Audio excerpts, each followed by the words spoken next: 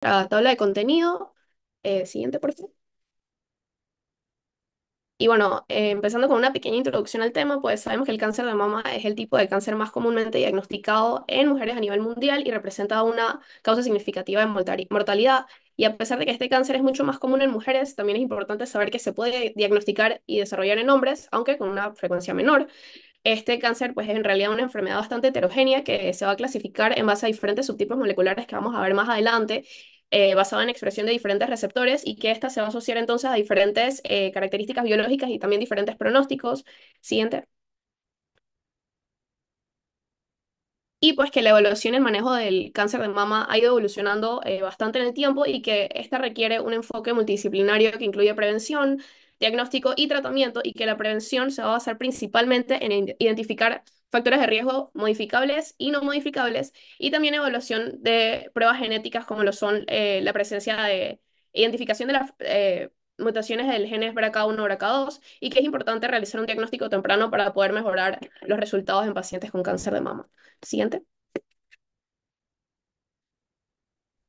Bien, desde un punto de vista epidemiológico, por datos de la Organización Mundial de la Salud, el cáncer de mama representa un 12,5% de todos los casos de cáncer nuevo diagnosticados por año en todo el mundo, ¿no? Siendo este el tipo de cáncer más común a nivel mundial. En 2022, a nivel mundial, se diagnosticaron 2,3 millones de casos de cáncer de mama en mujeres, y de ellos se registraron 670.000 defunciones, lo que representa un 30%. Ahora, la mayoría de los casos de cáncer de mama se concentran a nivel nacional en las provincias más grandes, alrededor del área canalera del Canal de Panamá, siendo la ciudad de Panamá la primera con un 53,7% de casos, seguido principalmente por Panamá Oeste, representando un 9,5% y Colón un 6,8%. Siguiente, por favor.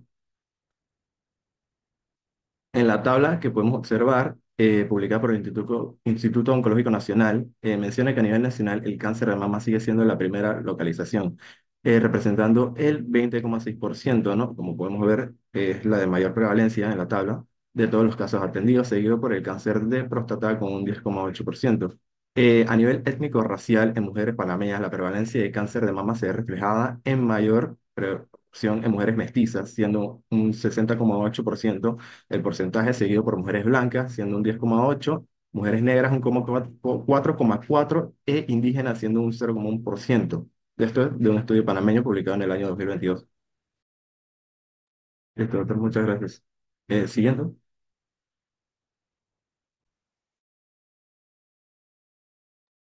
Ahora, los factores protectores los podemos dividir en dos grupos, los factores gineco-obstétricos y los factores ambientales, dentro de los cuales los gineco-obstétricos se pueden englobar bajo el mismo principio que es la exposición reducida a estrógenos. Por ejemplo, en la multiparidad, eh, los periodos de embarazo producen amenorrea, por lo que hay niveles de estrógenos menores en el cuerpo. De igual manera, el embarazo temprano se describe que en menores de 35 años. Y por último, en la lactancia materna, donde también hay periodos de anovulación y por consiguiente niveles de estrógenos disminuidos. En los factores ambientales se describen los hábitos alimenticios, dietas bajas en grasas, altas en fibras, procedimientos médicos como la salpingoferectomía, que se describen más bien para el cáncer de ovario, pero se ha sugerido también que puede ser beneficioso para disminuir el riesgo de cáncer de mama. Y por último, medicamentos como el tamoxifeno, el anastrozol, metformina, aspirina, entre otros. Ajá, siguiente. Bueno, de antemano no tengo los odds ratio de estos factores, eh, pero en la literatura lo que encontré fue que también podemos dividirlos en fisiopatológicos, gineco-obstétricos y ambientales. Dentro de los fisiopatológicos tenemos las mutaciones genéticas, las más comunes, BRCA1, BRCA2, pacientes con un IMC elevado, se describe que mayor de 25 aumenta el riesgo de padecer de cáncer de mama. Y también pacientes con mayor edad, se describe un pico de incidencia mayor entre 45 a 60 años. Dentro de los factores ginecobstétricos, una menarquia temprana y una menopausia tardía debido a la exposición prolongada a estrógenos. Y dentro de los factores ambientales, hábitos alimenticios, como dietas altas en carnes rojas, hábitos tóxicos como el tabaquismo y el alcoholismo, anticonceptivos. Se describe el DIU de levonorgestrel, entre otros, por la exposición prolongada a estrógenos. Y por último, la terapia hormonal en pacientes menopáusicas.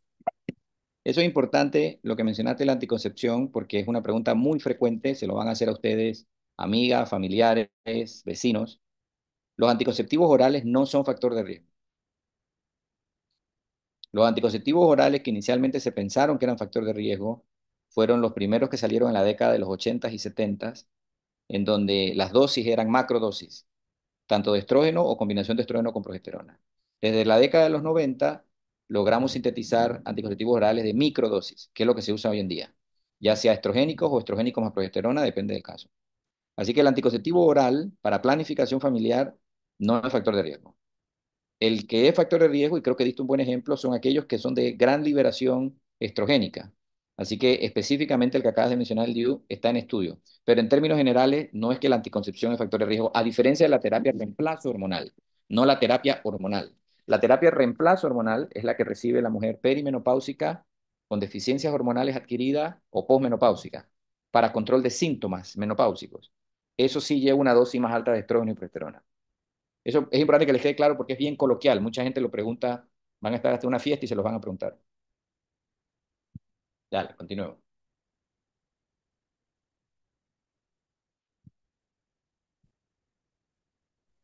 Ok, entonces ahora vamos a hablar un poco sobre lo que es el cuidado del cáncer de mama. Y bueno, voy a tratar de hacer un abordaje sobre la evidencia más relevante que encontré. Fíjate, es sumamente importante que le prestemos atención, ya que actualmente estamos preparándonos para ser médicos generales. Y como médicos generales, esto es un tema que pues es común en la práctica clínica. Entonces voy a iniciar en este estudio de la revista Análisis de Medicina Interna del 2019. Este es como el más antiguo que encontré, pero me gustó mucho porque nos detallaba sobre los distintos métodos de cribado y nos presentaba también sus ventajas y desventajas, ¿no? Entonces, este artículo, pues, detección de cáncer de mama en mujeres con riesgo promedio, y bueno, este estudio definió a las mujeres promedio como aquellas que no tienen un antecedente personal de cáncer de mama, aquellas que no tenían un diagnóstico previo de una lesión mamaria de alto riesgo, no presentaban alto riesgo debido a mutaciones genéticas, y pues que no han sido tampoco expuestas a radioterapia en el tórax durante la infancia. Los métodos de detección incluidos, pues, son el examen físico de mama, y las imágenes mamarias, como conocemos, pues pueden ser la mamografía, la resonancia, la ecografía y la tomosíntesis digital de mama. En la siguiente diapositiva, pues iniciamos con lo que es la mamografía, que, Diomedes, dígame, ¿qué es el cribado? el cribado es un método que debe tener varias características, entre ellas que sea de bajo costo, que sea para una enfermedad que tenga cura, y que tenga alta sensibilidad y que pueda aplicarse a un grupo de personas para detectar una enfermedad. Bien, solo te faltó la parte más importante. ¿Qué tipo de prevención es el cribado? Esto es un tipo de prevención primaria. Es decir, antes de que la persona tenga síntomas, antes de que la persona se encuentre una masa, antes de que la persona, o sea, antes de eso, pues más que nada de que se presente la clínica de un cáncer de mama. Eso no es prevención primaria. No, prevención primaria es cuando previenes que se desarrolle la enfermedad. Ok, Prevención, no sé si prevención secundaria es cuando previenes muerte o desenlace o complicaciones de una enfermedad. De manera que el cribado está diseñado en cáncer de mama para detectar enfermedad que no sea clínicamente evidente, pero no previene que el cáncer de mama ocurra, ¿correcto? ok, Entonces es prevención secundaria. ok. Entonces, pues, para iniciar con el cribado, pues, este estudio, como verán en los estudios más adelante, que son más actuales que este, pues la mamografía sigue siendo como el método de estudio de elección para lo que es el screening, para lo que es el cribado, por sus bajas características, que puede ser por el bajo costo, que se puede aplicar a el corto tiempo, etcétera, etcétera, que eso vamos a verlo más adelante, las ventajas de lo que es la mamografía. Entonces, si vamos a ver en lo que es en la mortalidad por cáncer de mama, pues este estudio nos dice que el cribado tiene densidad en todos los estudios. Y en las pacientes menores, digamos, de 50 años, es decir, de 39 a 49 años, solamente la Sociedad Americana de Cáncer, que es la ACS y la OMS, pues mostraron una reducción de la mortalidad. Y bueno, un estudio de un grupo canadiense que de 40 a 74 años hubo una reducción de riesgo relativo de la mortalidad por cáncer. Siguiente. Si vamos entonces a lo que es a los falsos positivos, porque este estudio también nos aborda parte de lo que es la reducción de la mortalidad o disminución de riesgo relativo, pues Yo también nos me, habla sobre lo que, dígame, perdona. ajá, Perdona también que los interrumpa porque yo sé que usted lleva las ideas hiladas y a veces mis interrupciones los desconcentran, pero también es un buen ejercicio para que vuelvan a retomar lo que están diciendo. Pero es bien importante para mí. El cribado es válido para todos los cánceres. En otras palabras, el objetivo final del cribado es reducir muerte o mortalidad, prevención secundaria. En cáncer de mama, de lo que leíste, de lo que nos pusiste ahí, si tuvieras que decirme un número, ¿qué porcentaje de mortalidad reduce la mamografía? ok, entonces, bueno, dale para atrás a la diapositiva anterior, que bueno, si vemos ahí, pues en porcentaje nos dice que las muertes prevenidas por 10.000 mujeres, por lo menos un estudio de un metaanálisis, pues No, 0,86. ¿qué concluiste tú? ¿Tú con qué idea te quedaste? ¿Qué porcentaje de mortalidad reduce la mamografía? Si tú me tuvieras que describir en una raya, dime un número, ¿qué porcentaje? En tu mente, ¿con qué idea te quedaste? Eso para mí es más importante que lo que dice ahí el RR. Pues no, no sabría un porcentaje de muertes evitadas, doctor. Perfecto. Entonces, O mira, sea, sé que más adelante nos habla sobre tasas de detección de cáncer. no, no, no, no. No, no Ajá, te adelantes, estamos con mortalidad. Bien importante. Quiero que te vayas a tu slide donde dice Breast Cancer Mortality, ¿lo ves? sí. Ves que dice metaanálisis, ¿correcto? Y abajo dice los grupos etarios. Se dan cuenta 39 a 49, 50 a 59, 60 a 69, ¿verdad? Ujú, Ven que dice 60 a 69, dice RR de punto 67. ¿Lo ves? ujú, Con intervalos de confianza entre punto 54 y punto 83. Así que son intervalos de confianza aceptables. No regresan al uno de vuelta. Este es el grupo etario en el que se diseñó la mamografía. Este es el grupo etario que más impacto tiene este estudio de tamizaje, de screening o de cribado. Y realmente el mayor beneficio o el beneficio aceptado actualmente de una mamografía es que reduce mortalidad en un 30%. Punto 67 quiere decir reducción de un 33% de riesgo. ok. Sí, y ya vi también ahí abajo que no, no había alcanzado a leer bien que metaanálisis en estudios observacionales de este grupo que es estadounidense, que ahora también voy a mostrar un estudio que salió reciente de ellos, que del 25 al 31% de reducción de la mortalidad en 50 a 59, de 50 a 69 años. Correctamente.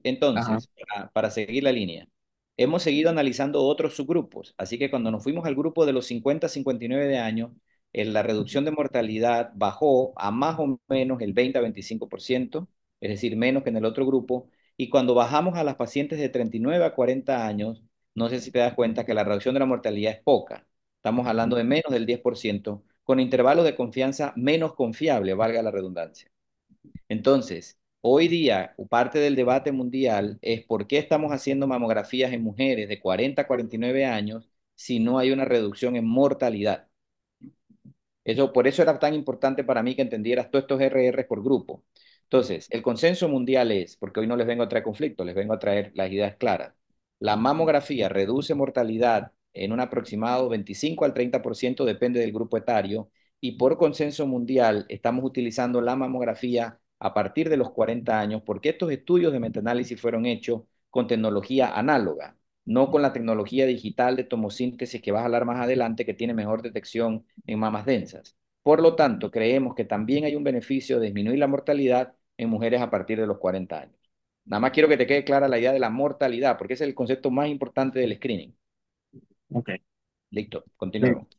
Ok, entonces siguiendo con lo que nos dice el doctor, pues que realmente el consenso de 50 a 69 años, pues también aplica, aparte de mortalidad, para lo siguiente que voy a conversar también en la siguiente diapositiva, en lo que es, pásale diapositiva, por favor, en lo que son los falsos positivos. Pues como vemos ahí también en los estudios, la mayor probabilidad de falsos positivos en mamografías son mayores anuales que en bienales, es decir, que las mamografías que se realizan una vez al año tienen mayor tasa de falsos positivos, pero siguiendo el hilo con lo anterior, con lo que venimos conversando, pues los falsos positivos también aumentan a menor de edad. Entonces las tasas acumuladas de recibir al menos un resultado falso positivo y tener una biopsia después de 10 años son más altas en mujeres de cualquier edad que se realiza mamografía anual y en menor edad. Es decir, aquí también pues apoya lo que es la evidencia que el doctor nos comentó, que lo más aceptado es en mujeres arriba de 50 años. En la siguiente diapositiva, en lo que es entonces también el sobrediagnóstico, que la mayor tasa de sobrediagnóstico fue en los grupos de 40 a 59 años y igual que en la anterior fue mayor en mamografías anuales que en las bienales.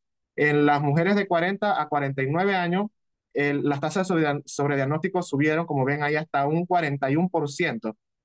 Sin embargo, en aquellas que son mayores de 50 años, de 50 a 59 años, pues el rango disminuye hasta un 16 a un 25%.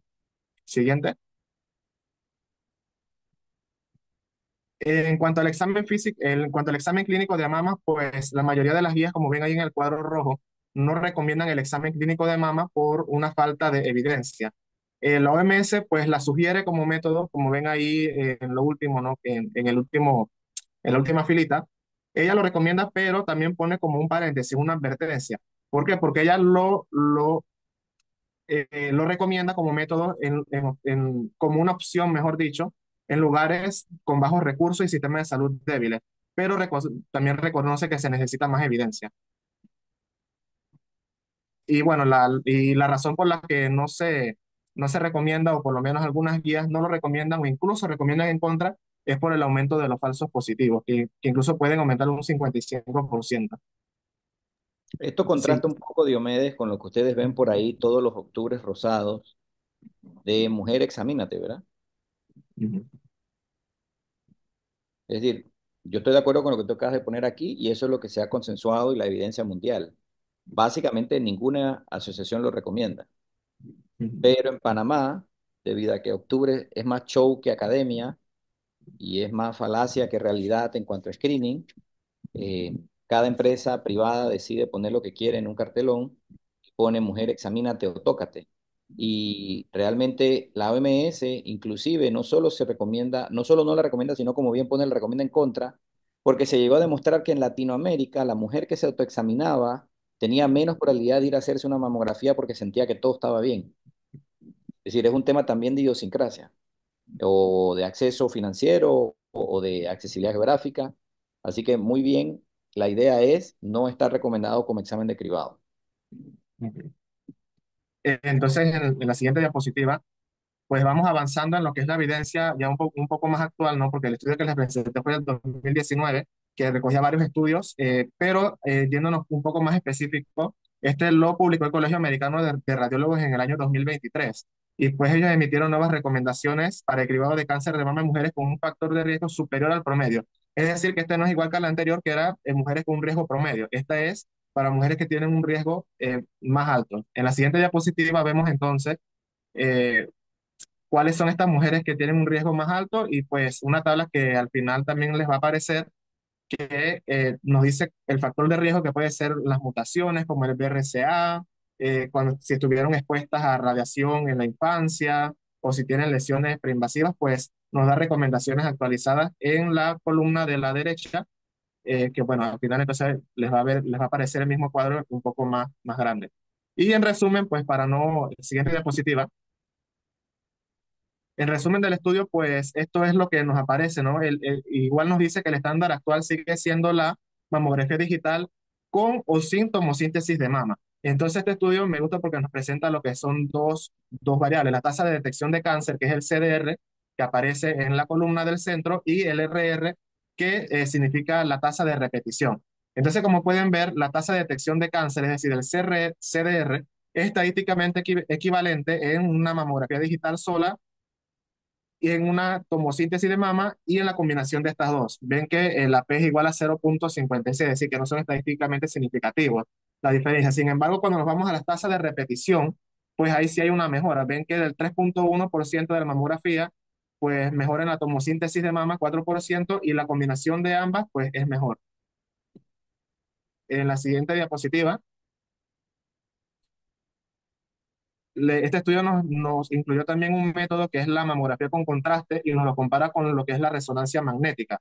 Si ven ahí, pues la tasa de detección de cáncer de estas dos son bastante parecidas.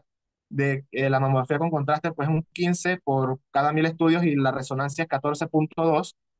Sin embargo, tenemos unas ventajas y unas desventajas de otra. ¿Cuál es la ventaja de la mamografía con contraste? Pues que se utiliza el mismo equipo que se utiliza para una mamografía digital, es mucho menor tiempo que una resonancia magnética. Sin embargo, la desventaja que tiene la mamografía con contraste, pues que tal como le dice, tiene contraste y el contraste tiene un riesgo de reacción.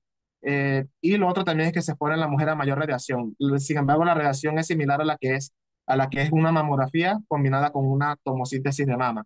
En lo que es la resonancia magnética, pues la ventaja es que hay una reducción de mortalidad en 50% para mujeres con variantes patogénicas, que ya lo hemos visto, que son las que tienen el riesgo más elevado. Y bueno, la desventaja que todos sabemos con la resonancia, que es un mucho mayor coste y es un mayor tiempo para la realización de una resonancia. Siguiente diapositiva. Y lo otro que nos habla también este estudio, pues es al ultrasonido, que como sabemos se recomienda en tejido mamario denso y en mujeres con otros factores de riesgo.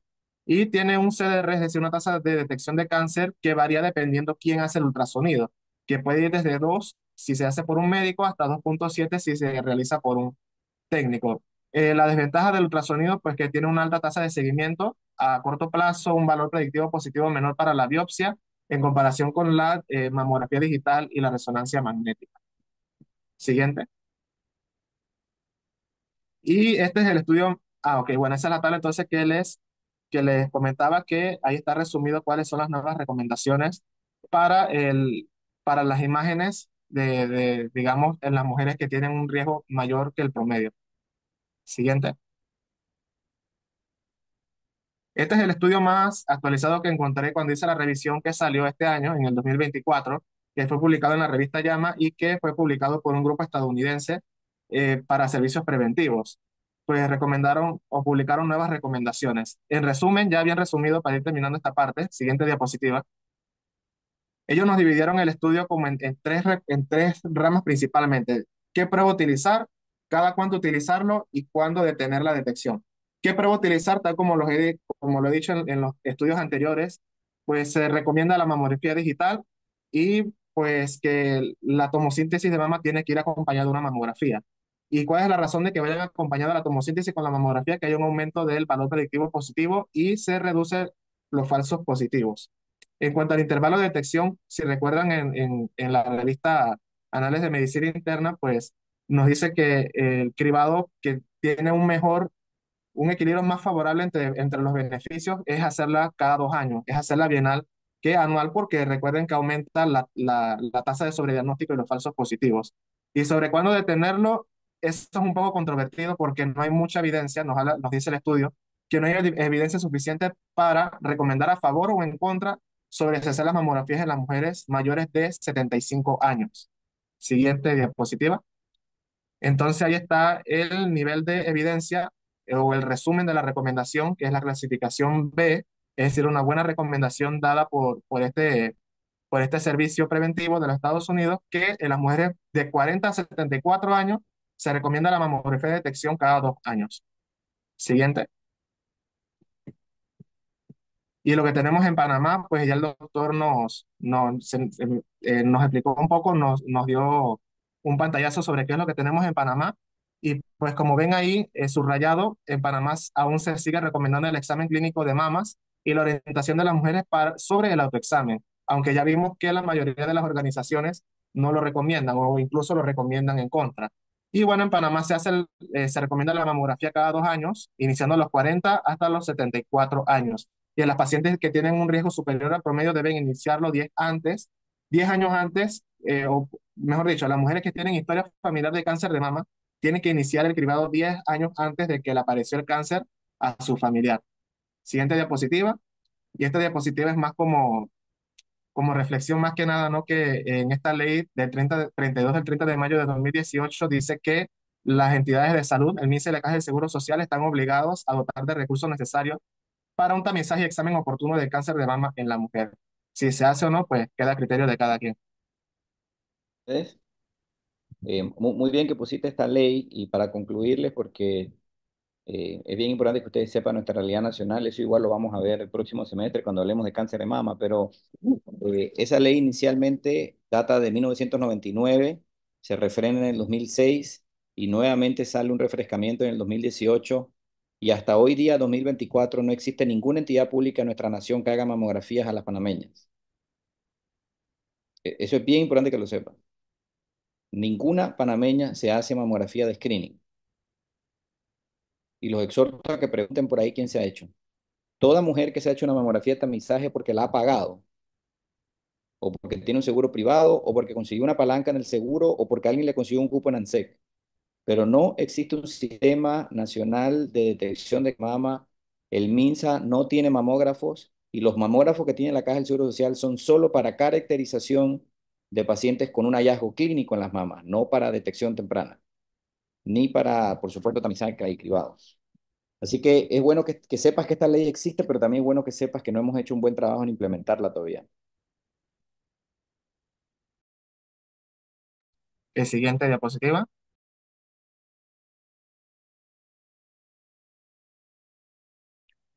Siguiente diapositiva, por favor. En relación al nódulo de mama palpable, podemos primero conocer que el nódulo de mama palpable es una de las presentaciones más comunes en la consulta médica relacionada con la salud de la mama. A pesar de que la mayoría de estos nódulos son benignos, la posibilidad de malignidad siempre tenemos que tenerla presente para hacer entonces una evaluación rigurosa. Esto nos ayuda a tener un diagnóstico temprano y en caso tal de que estemos enfrente de una malignidad, un cáncer de mama, poder abordar al paciente de forma correcta y esto va a repercutir en su calidad de vida.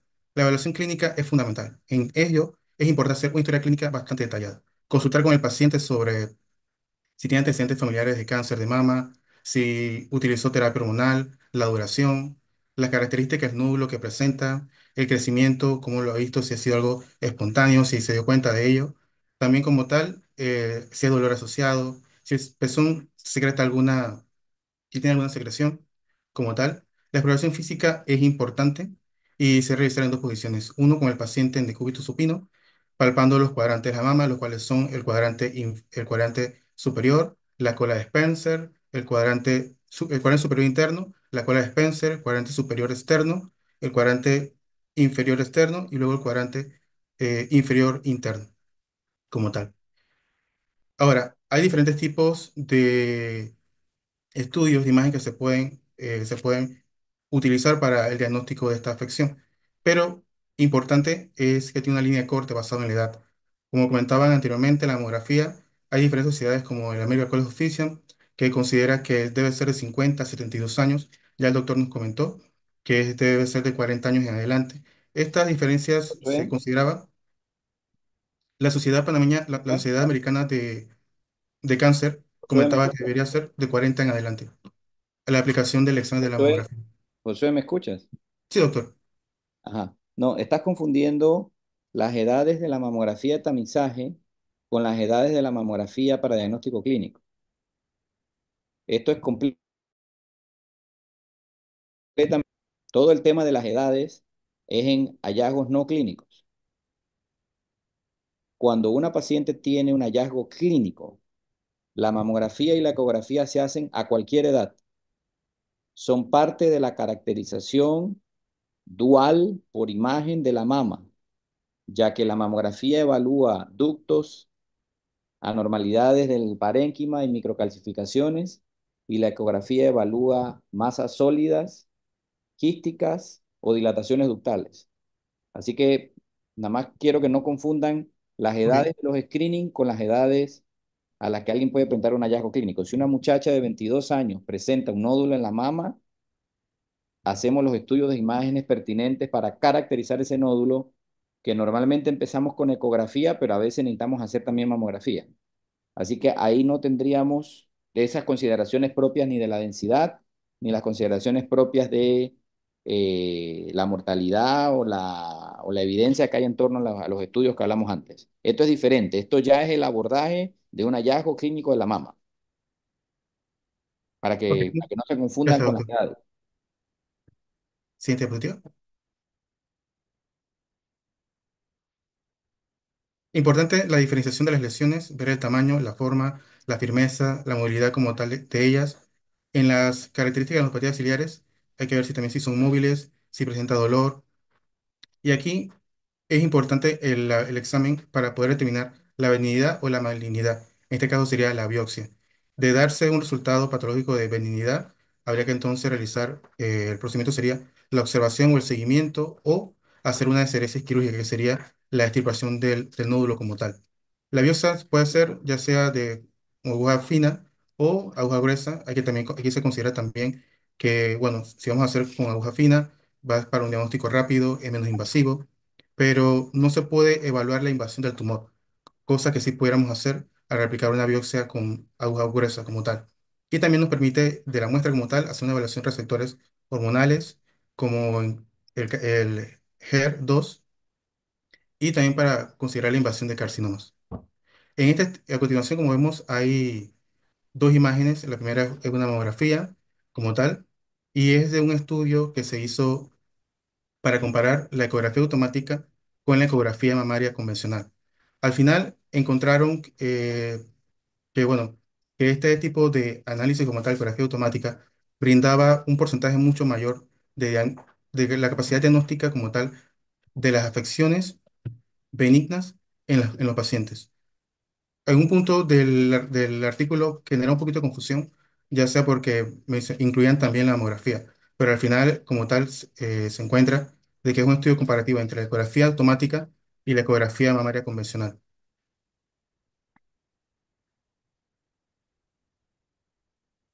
Siguiente diapositiva. Ahora, del contarse como tal una muestra de biopsia con un resultado de malignidad, aquí hay que considerar también que el tratamiento depende importante del estadiaje de la afección como tal, las características físicas del tumor, el subtipo. Y aquí vemos también receptores, el GER, el PR, receptor HER2. Y el tratamiento, considerar de forma local, si es en la mama o en la axila. Y aquí tenemos que podemos aplicar una cirugía conservadora, como la tumorectomía, que vemos en la parte superior. Aquí se hace la incisión, se saca el nódulo como tal y se cierra, o proceder a un tratamiento mucho más radical, como la mastectomía, que tenemos en la imagen inferior. Estas imágenes fueron sacadas de artículos que, como se encuentran en la parte inferior. Si alguno desea abundar un poquito más, se lo podemos facilitar. Siguiente. La neuropatía axilar sospechosa. Aquí como tal, los pilares nuestros va a ser una evaluación clínica inicial, considerando la importancia del examen físico y de la ecografía. Considerar que la neuropatía axilar es el agrandamiento de los ganglios linfáticos axilares. Es un hallazgo común en la práctica y puede asociarse a múltiples etiologías, tanto benignas como malignas. En los diferentes tipos de análisis que podemos realizarle está la ecografía axilar, la mamografía, la resonancia magnética. Es importante tener a consideración, porque cuando se hacen estas pruebas, uno buscar cuál sería la ideal para el paciente. Nos hablan de la sensibilidad y la especificidad. En esto, la importancia de la sensibilidad es que ella nos dice de la prueba que estamos aplicando, la capacidad de que identificar aquellos que tienen la afección versus la especificidad, que es yo identifico aquellos que no tienen la enfermedad, que no tienen la enfermedad como tal. Ahora, algo que usted nos comentaba de los momentos de hacer de las pruebas como del ORR. En este caso encontramos que, bueno, de las pruebas como la resonancia magnética es como, por considerar como sería algo estándar, tiene un 99% de... No, no, no, no, no. La resonancia magnética no es el gold standard. Sí, correcto, me equivoqué. Ajá. De la parte, bueno, de Tiene estos una alta tres sensibilidad, eso sí es sensibilidades, cierto, tiene una pero alta no es el sensibilidad gold como standard. tal, para ella hacer un 99%, seguido de la ecografía un 75%. Y algo que me llama la atención bastante de este trabajo es la mamografía, que bueno, se encuentra un 56% de sensibilidad, en cambio una especificidad de un 87,5%. Y es la prueba, como hemos escuchado anteriormente, que se manda, que hay campañas, pero que tiene reporta, es la que reporta la menor sensibilidad. Tiene menor sensibilidad para nódulos de mama, que es diferente. Por eso te dije que hiciera la diferencia entre lo que estamos hablando ahora clínico con lo previo. Los nódulos de mama no se evalúan bien con una mamografía. Las lesiones sólidas o quísticas de la mama se evalúan mejor con ecografía. Por eso la mamografía tiene baja sensibilidad en nódulos mamarios y tiene sumamente pobre, por no decir ninguna sensibilidad en ganglios axilares.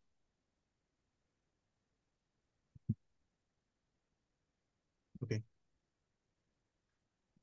Siguiente.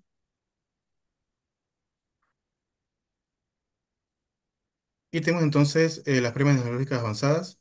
Aquí tenemos la resonancia magnética como tal, la que comentó nuestro compañero anteriormente, la tomosíntesis también. Y en la biopsia y el marcaje, aquí encontramos también que, bueno, ya se puede hacer con un arpón o en artículos encontramos, se inserta un chip, emite una radiofrecuencia para marcar dónde está la afección y poder entonces hacer la decisión y la extirpación del nódulo como tal. En el caso a continuación que vemos en la imagen a la derecha, es una resonancia magnética. En la parte A tenemos sin el contraste. Luego, cuando se inserta el contraste como tal, se va marcando las áreas donde está la afección. Siguiente, por favor. Y en relación al tratamiento de la endopatía axilar, tenemos, mi compañero van a ahondar mucho más a fondo con relación a cada uno de estos tratamientos. Tenemos la biopsia del ganglio centinela, la disección axilar, la radiopatía axilar y la terapia sistémica como tal. En esta terapia sistémica, aquí podemos encontrar compuestos.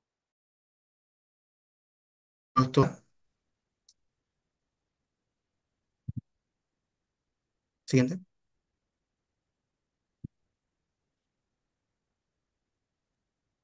Ok, bien. En el diagnóstico de las secreciones patológicas del pezón, vemos que esta requiere un enfoque multidisciplinario que debe combinar tanto la evaluación clínica, las pruebas de imágenes y los procedimientos de biopsia para asegurar un diagnóstico preciso y adecuado. El primer paso es clasificar la secreción como patológica o fisiológica. La secreción se considera patológica si es espontánea, sanguinolenta, unilateral o está asociada a una masa mamaria. Mientras que la galactorrea es, por decir así, la causa más común de secreción fisiológica, pero no está asociada ni al embarazo o a la lactancia como tal. Y esta es producida por una endocrinopatía que puede ser como la o la disfunción tiroidea o por el uso de inhibidores de dopamina. Siguiente. Como segundo punto tenemos las pruebas de imágenes. Vamos a ver que estas son fundamentales para evaluar la causa subyacente de la secreción. La mamografía y la ecografía son las modalidades iniciales más comunes y más utilizadas. En este estudio publicado por la Academia de Radiología, titulado como, en su versión en español, Evaluación de la secreción del pezón mediante imágenes con mamografía, ecografía, galactografía y la resonancia magnética, este estudio demostró que la combinación de ambas pruebas, la mamografía y la ecografía, van a mantener una sensibilidad de un 93% y un valor predictivo negativo de un 98% para detectar malignidades asociadas a las secreciones del pezón. En cuanto a la resonancia magnética, con contraste puede ser utilizada para detectar malignidades que no se observan en estas dos pruebas. Y la galactografía en este caso, aunque se ha utilizado históricamente, ya tiene un valor limitado y no se recomienda como sustituto de la biopsia en estos casos. Siguiente.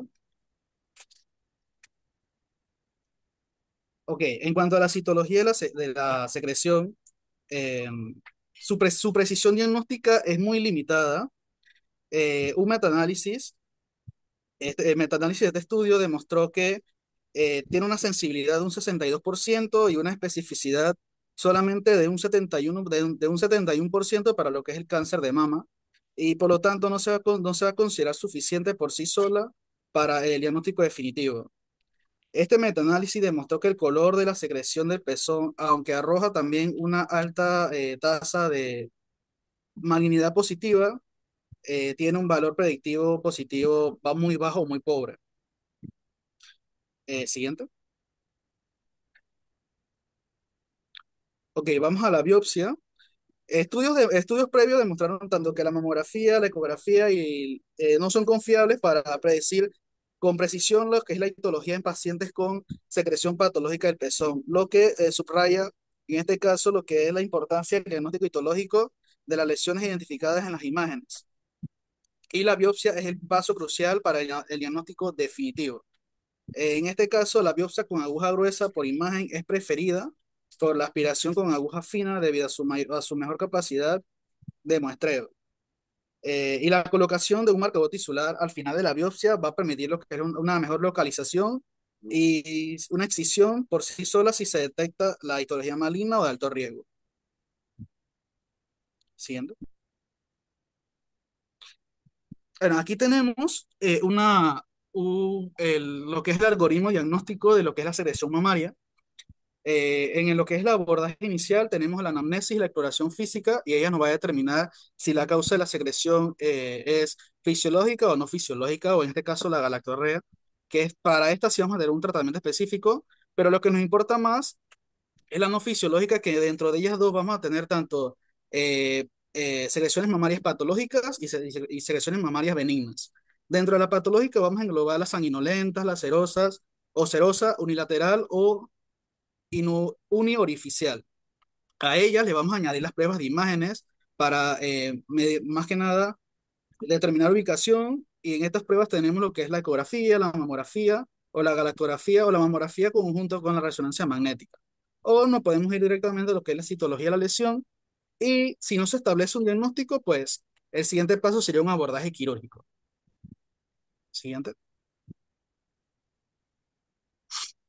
Bien, con el cáncer de mama no palpable, su diagnóstico se va a establecer en una combinación de diferentes técnicas de imágenes y procedimientos de biopsia.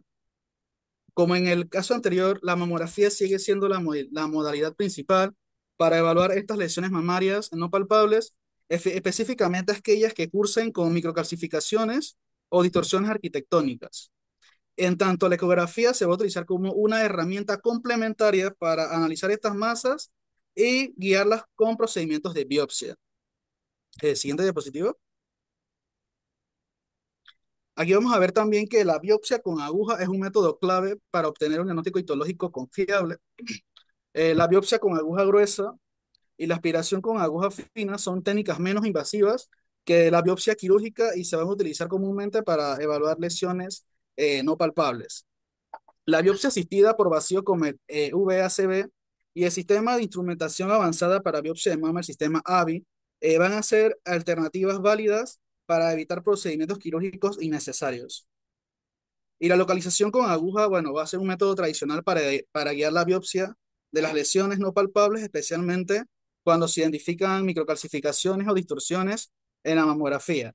Sin embargo, técnicas más modernas, como la localización guiada por resonancia magnética, están siendo evaluadas por su alta sensibilidad y su valor predictivo negativo. Siguiente.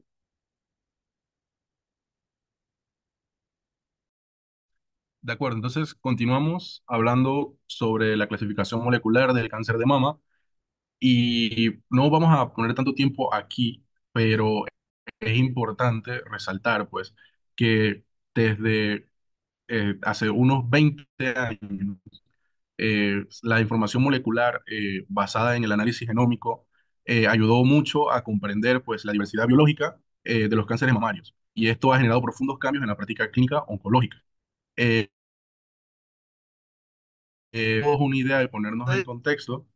La clasificación molecular tradicional se basa en conocer que hay como tres subtipos principales.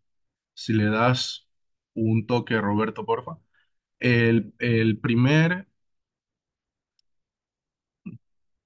para que le salga un cuadro. O sea, hay tres clasificaciones básicas. La clasificación luminal, los HER2 positivos y los triple negativos. Entonces, lo que hay que saber es que, o sea, dale al siguiente, dale un toque, como si fuese siguiente slide que tiene una emoción. Exacto. Cuando vemos al luminal A y luminal B, y hablamos de los luminales, son aquellos que presentan receptores de progesterona y receptores de estrógeno. Estos dos son los que o caracterizan a los receptores a la clasificación de los luminales. Entonces, los que se clasifican como el gen del receptor 2 del factor de crecimiento epidérmico humano está presente y no están presentes entonces los receptores de progesterona y estrógeno. Y entonces, cuando no hay receptor de progesterona, no hay receptor de estrógeno y no está el HER2 presente, entonces tenemos el tipo, los triple negativos. Y esto fue lo que se manejó antes de los estudios que ahora se han ido encontrando. Entonces, si le das a la siguiente, por favor, en el año 2012, el estudio Molecular Taxonomy of Breast Cancer International Consortium, que es el METABRIC, el cual analizó 2.000 cánceres de mama, cómo era su. Entonces nos dimos cuenta que estas cuestiones que aparecían, que si tenían sus receptores de estrógeno o no, que si estaba el HER2 o no había ninguno de estos tres, no tenía que ser solamente estos tres subtipos, sino que estos subtipos se intercalaban en cada uno. Y esto formó unos clústeres que si le das a la siguiente, por favor.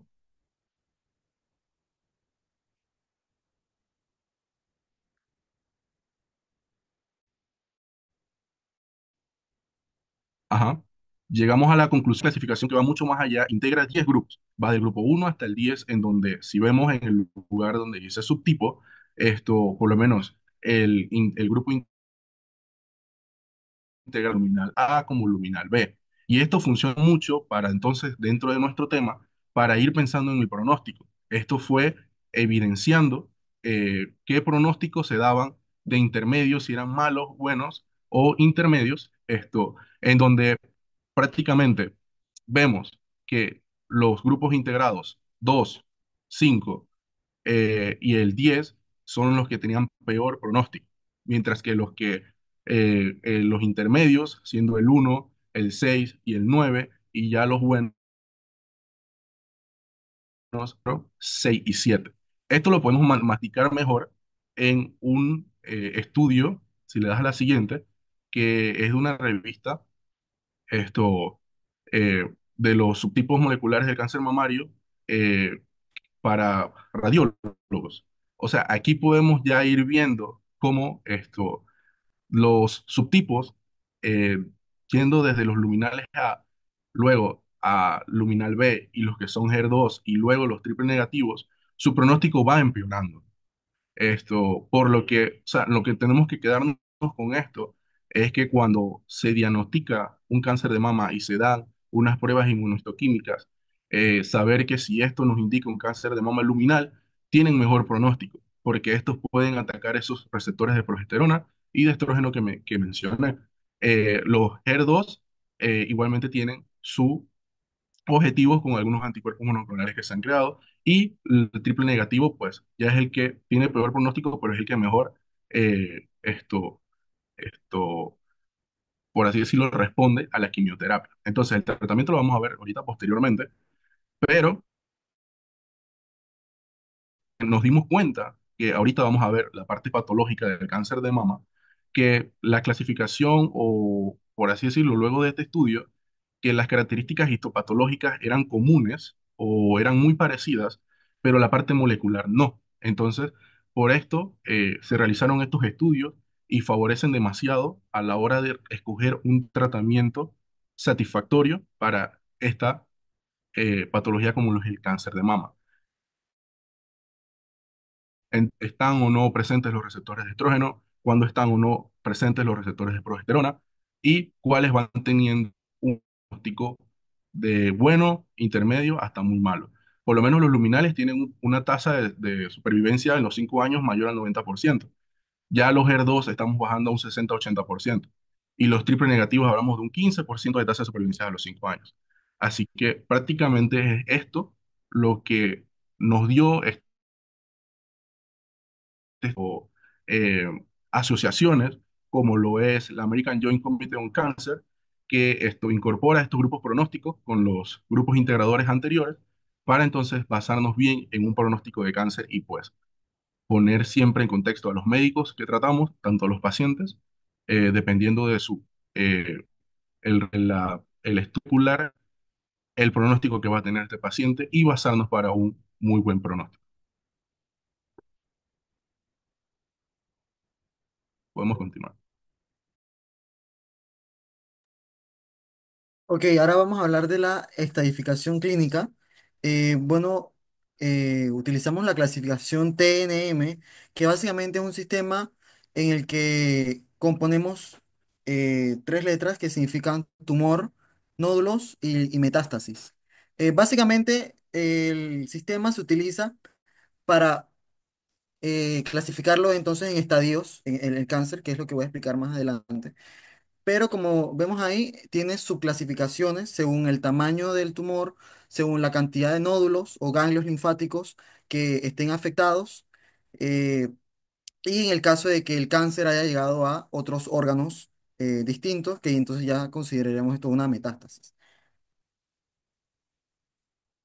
Entonces aquí podemos observar cómo clasificamos específicamente para el cáncer de mama, siendo entonces el valor límite en el caso de la T, el tamaño entre 2 centímetros y 5 centímetros. Menor de 2 centímetros, hablamos de una clasificación T1, y mayor de 5 centímetros, entonces estamos hablando de un T3. Cuando vemos esto en contexto con relación al estadio clínico, pues el T1 va a ser menor de estadio 2. O sea que puede estar también en estadio 3, pero depende de los nódulos linfáticos que estén demasiado aumentados, que tengan eh, ganglios infra o supraclaviculares, que es lo que voy a hablar más adelante. En el caso del T2 y el T3, vamos a verlos en estadios 3 y en el caso del estadio 4 no importa el tamaño del tumor, simplemente que tenga extensión a otros órganos o tenga metástasis. Cuando hablamos de los nódulos linfáticos, todo cáncer que tenga más de 3 nódulos lo vamos a clasificar ya va a depender de los otros criterios como les estoy mencionando, si es A, B o C, pero de todas maneras sigue siendo un estadio 3 que implica pues a- de 4 a 9 o 9 o más ganglios linfáticos, tanto axilares como mamarios internos. Em, Esto es entonces la clasificación de molecular, digo, de la clasificación clínica del cáncer. Siguiente.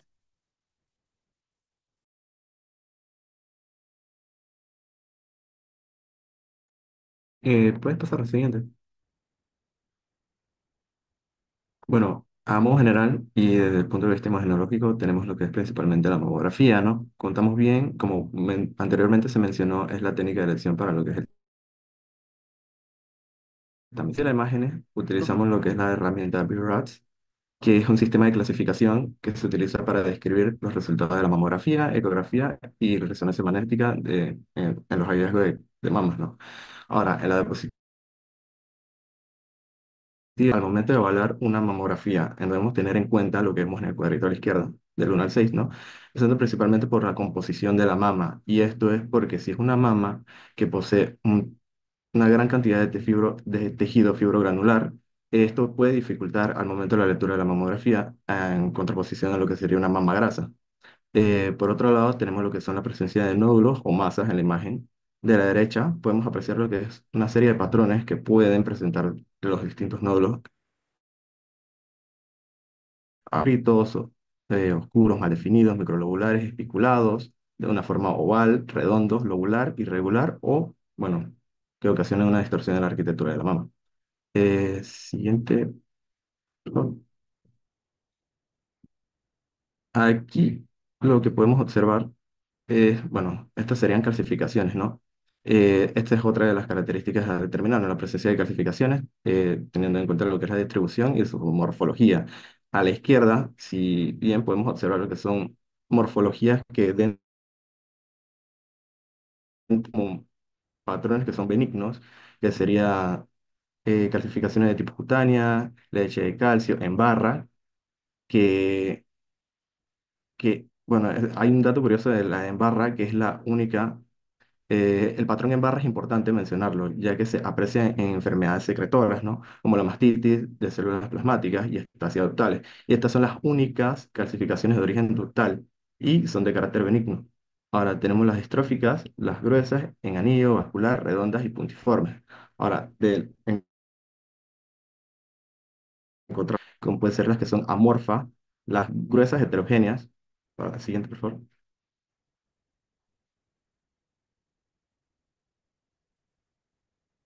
Y aquí, bueno, se nos menciona acerca de que las finas pleomórficas y las finas lineares y ramificadas son las que suelen tener un mayor riesgo de malignidad, ¿no?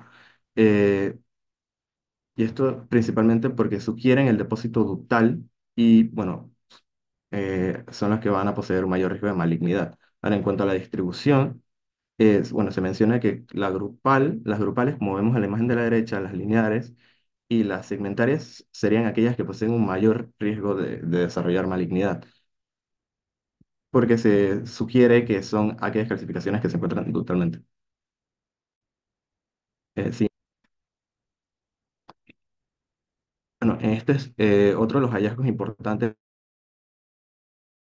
a los hallazgos asociados a nódulos, ¿no? Y calcificaciones, como sería la retracción de la mama, que podemos apreciar en la imagen de la izquierda.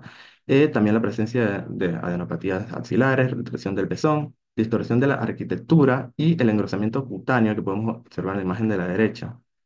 Que si lo comparamos, podemos incluso comparar ambas imágenes, vemos que existe, en la imagen de la derecha existe un engrosamiento que en la imagen de la izquierda no existe.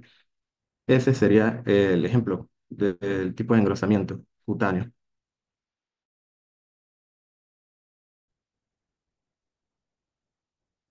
Y ahora, en ultrasonido de mama, bueno, por otro lado, el ultrasonido de mama contamos con una serie de criterios que vemos en el cuadrito de la izquierda, ¿no? A la hora de evaluar, que incluyen la forma, los márgenes, la orientación, la ecogenicidad y los hallazgos posteriores. Ahora, en el cuadrito o sea, marqué aquellos que suelen ser aquellos que dan un mayor, o sea, nos dan a pensar acerca de que pueden tener mayor malignidad.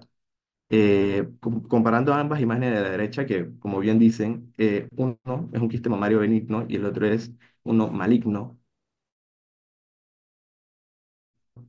posee un patrón oval, circunscrito, ya que está bien definido, paralelo, paralelo podemos verlo en la orientación que es la imagen de arriba, si vemos que es de forma paralela o antiparalela, podemos ver la ecogenicidad, en este caso es anecoico, y si hay un hallazgo posterior, ¿no? En este caso tenemos un reforzamiento posterior, que es el que se encuentra ahí abajito, como color blanco, ¿no? En contraposición tenemos a lo que es el maligno, que por otro lado es irregular, tiene una forma espiculada, es antiparalelo, es hipoecoico, no se puede determinar tan bien como el de la izquierda, y tiene una sombra posterior.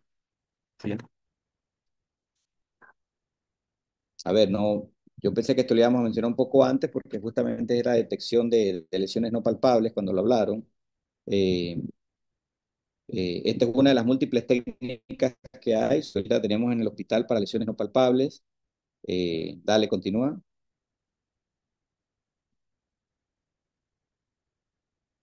Nuevas técnicas en Panamá.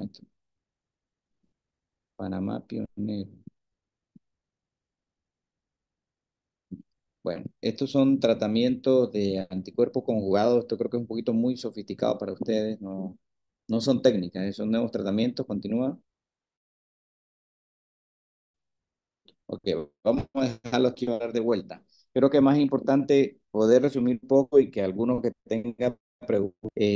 A ver, cuando revisto, creo que les insistí en que la orientación hacia el tamizaje, manejo diagnóstico inicial y probablemente generalidades, porque usted tiene que comprender que si vamos a cáncer de mama, una hora jamás va a alcanzar, por más que ustedes lo sintetizaran súper bien.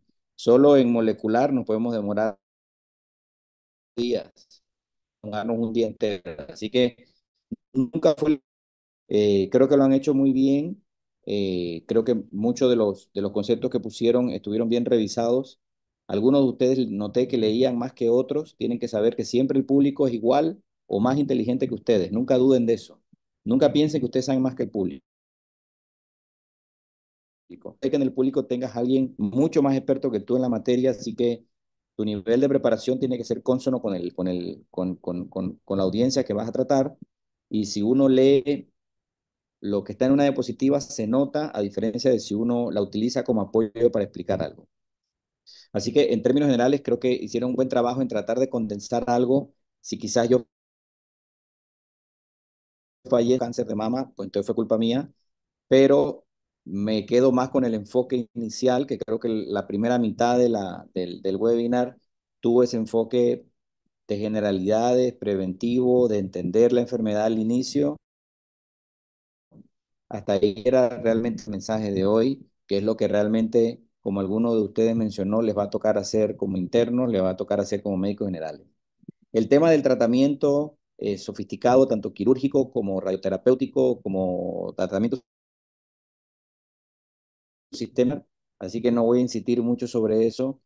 Me basta con que les haya quedado claras las ideas de eh, diagnóstico inicial en cuanto a abordaje por una paciente con un hallazgo clínico. Me basta que les haya quedado claro la idea de el tamizaje o el cribado, haya quedado claras las generalidades en cuanto a factores de riesgo y protectores y pronósticos del cáncer de mama.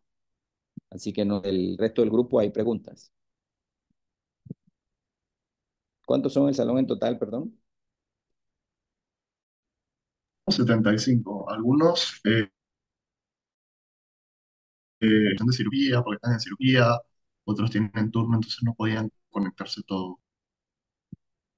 Sí, comprendo.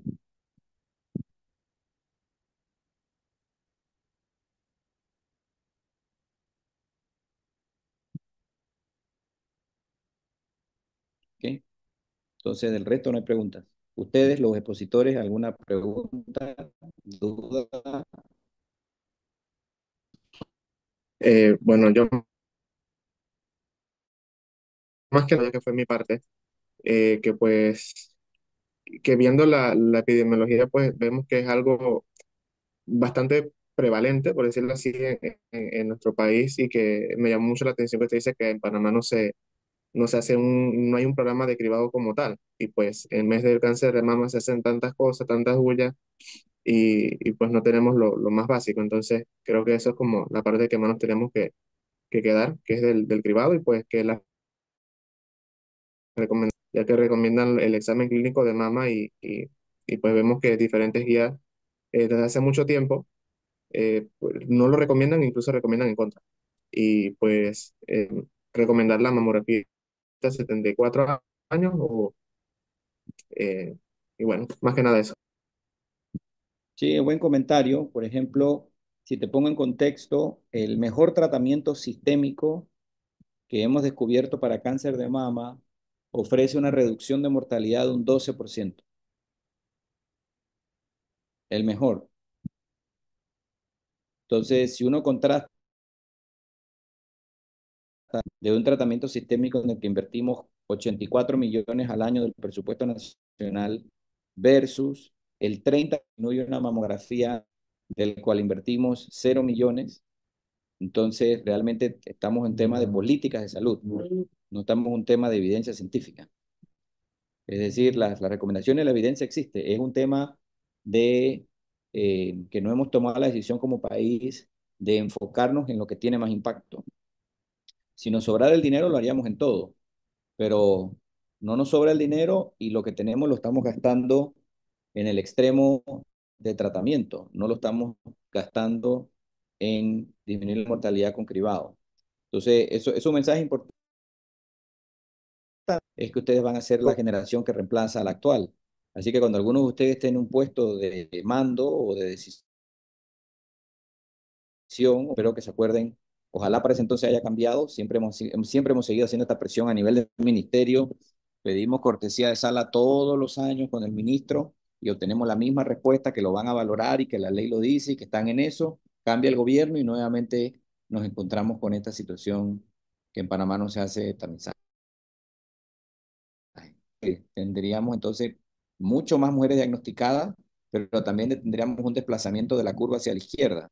Es decir, las etapas, en vez de ser diagnosticadas en etapas 3 y 4, tendríamos mucho más diagnóstico en etapas tempranas. Así que bueno, eso espero que algún día cambie.